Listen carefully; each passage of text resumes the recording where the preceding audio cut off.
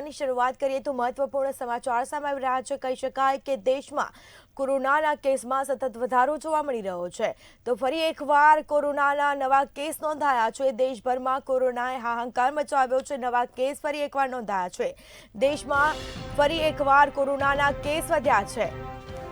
સાથે જ કહી શકાય કે કેરળમાં કોરોનાના 115 નવા કેસ નોંધાયા છે। તો દેશભરમાં કોરોનાના કુલ 142 જેટલા નવા કેસ હાલ નોંધાયા છે અને જેને લઈને નવા વેરિયન્ટને લઈને એડવાઇઝરી પણ જાહેર કરાઈ છે। મહત્વપૂર્ણ સમાચાર, દેશભરમાં ફરી એકવાર કોરોનાના કેસ વધ્યા છે। સાથે જ કહી શકાય કે કેરળમાં કોરોનાના 115 નવા કેસ નોંધાયા છે। તો બીજી તરફ દેશભરમાં કોરોનાના કુલ 142 જેટલા નવા કેસ નોંધાયા છે। નવા વેરિયન્ટને લઈને એડવાઇઝરી પણ જાહેર કરાઈ છે। સાથે જ દેશભરમાં કોરોનાના નવા કેસ નોંધાયા છે। તો ફરી એકવાર કોરોનાની રીએન્ટ્રી થઈ છે। દેશમાં ફરી એકવાર કોરોનાના કેસ વધ્યા છે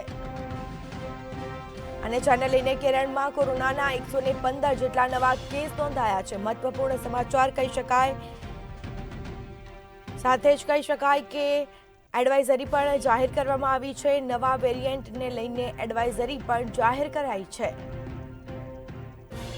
તો દેશભરમાં કોરોનાના કુલ 142 જેટલા નવા કેસ નોંધાયા છે। મહત્વપૂર્ણ સમાચાર સામે આવી રહ્યા છે।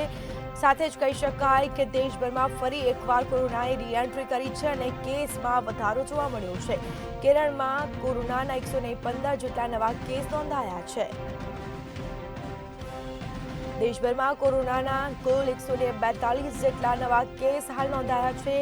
નવા વેરિયન્ટને લઈને એડવાઇઝરી પણ જાહેર કરવામાં આવી છે। દેશભરમાં ફરી એકવાર કોરોનાના કેસ વધ્યા છે। ફરી કોરોનાએ રીએન્ટ્રી કરી છે। કેરળમાં કોરોનાના 115 જેટલા કેસ નવા નોંધાયા છે।